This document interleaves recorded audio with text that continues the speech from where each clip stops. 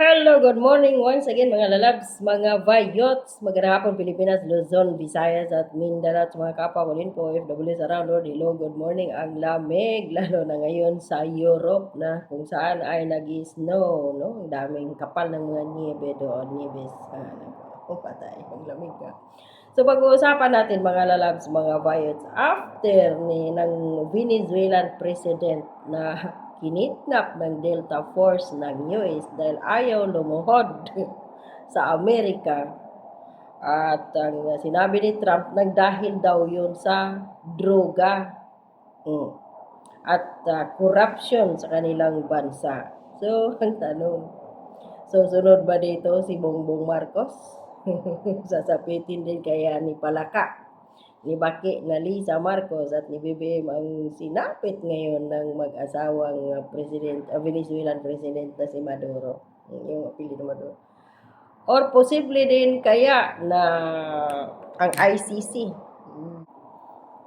either ang Amerika ang kikidnap sa mga ICC judges or ang Russia. Ayun, kasi may pattern na ngayon nagawa ng Amerika sa Venezuelan president. So, pwede rin yun gawin anytime ng Russia sa mga ICC judges. Pero dito tayo ngayon kay Bongbong Marcos. Posible ba? Baka. Ang dami na nanawagan na sana daw.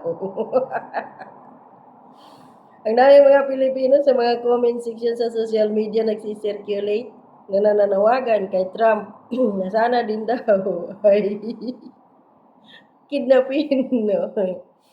Or kunin daw, dukotin din ng Delta Force si Bongbong Marcos at ang kanyang asawang Palaka na si Lisa.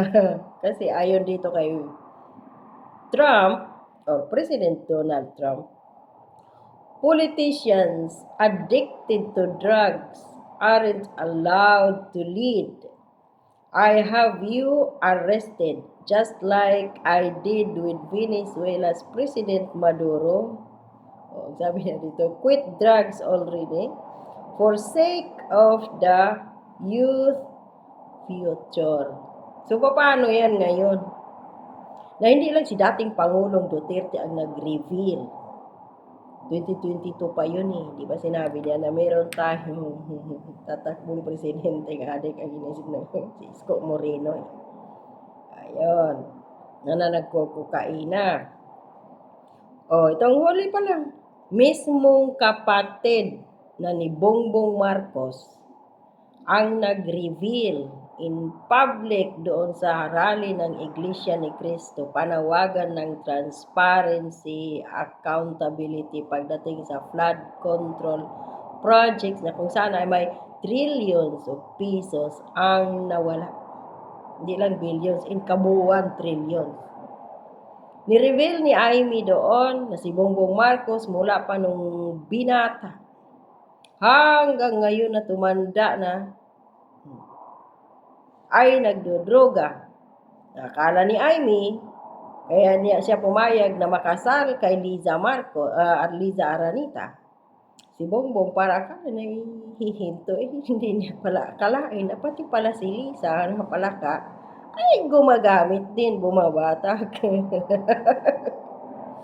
At inireveal din ni Amy na pati yung mga anak ni Bongbong at ni Liza Marcos ay gumagamit kaya nahila daw ang kanyang anak. O diba? So malaking posibilidad din ito at sana yung iba ayaw nila na mangyari kay Bongbong Marcos na hulihin at litisin doon sa Amerika gaya ng ginawa niya kay dating Pangulong Duterte na pinakidnap niya kay Torre at dinala sa ICC doon sa The Hague, Netherlands.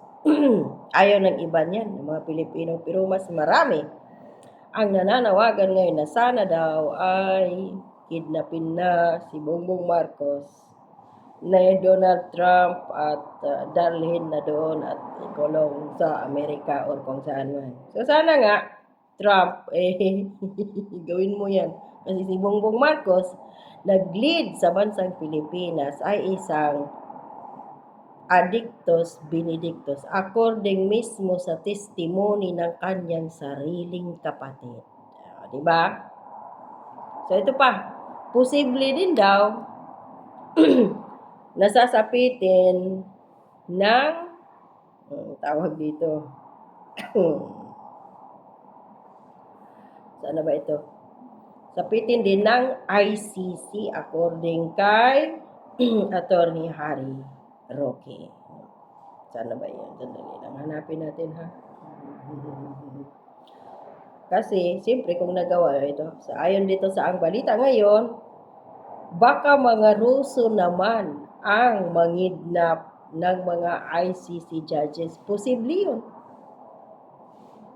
Ulitin natin, may pattern na nagawa na ni Trump sa Venezuelan president. So, kaya kinakabahan na siguro ngayon yung mga ICC judges, no? Nagtatago na siguro sila ngayon sa kung saan. Sa gitna ng tumitinding tensyon sa pagitan ng Estados Unidos at Venezuela, naglabas ng matinding babala si dating presidential spokesperson Attorney Harry Roque kaugnay ng anyay mapanganib na direksyon tinatahak ng pandaigdigang batas. Ito na nga ba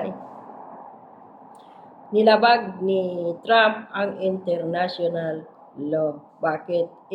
Kasi kagaya ng bansang Pilipinas, ang Venezuela ay isang soberanya.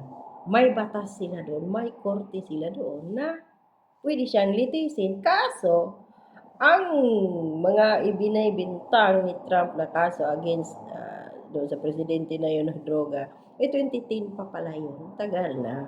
So, hindi lang masabi talaga ng presidente ng US na si Donald Trump na ang gusto na sa Venezuela ay yung kanilang langis.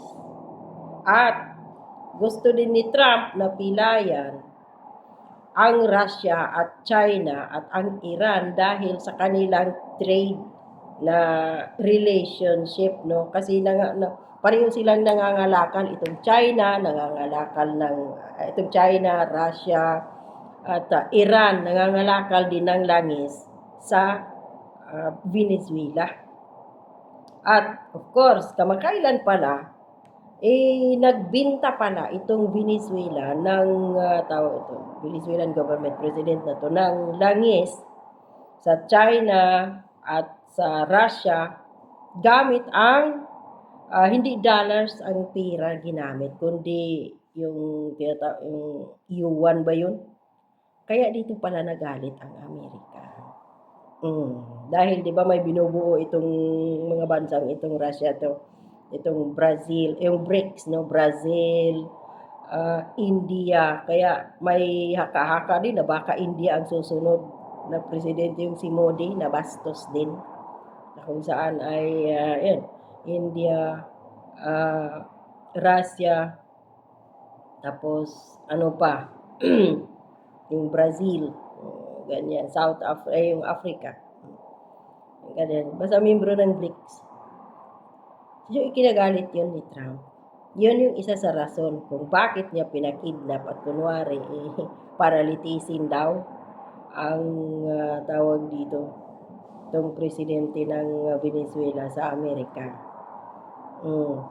Kasi alam naman ng buong mundo ngayon kung gaano kalaki ang utang ng Amerika ngayon. Mahigit na 30 trillions of dollars ang kanilang utang. Kailangan nilang tawag dito. Kailangan ng presidente nila gumawa ng paraan para at least makapagbayad man lang. So, isa ito sa rason. Tapos ayaw sumunod ng Venezuelan president kay Trump o sa US. Dahil nga may relationship ang Venezuelan president sa, ulitin natin, China, Iran, at Russia. Kaya, kidnapin si Maduro. So, sabi nga ng iba, kung kaya daw kidnapin ng Delta Force ng US, si Maduro, na Venezuelan president at sa kanyang asawa, so posible na din daw, or sino ba daw ang kikidnap kay Donald Trump at kay Melania Trump at doon din litisin sa ibang bansa sa kanyang kasong paglabag sa international law, no, na nanghidnap siya ng mga tao. na mayroong soberanya sa kanilang bansa.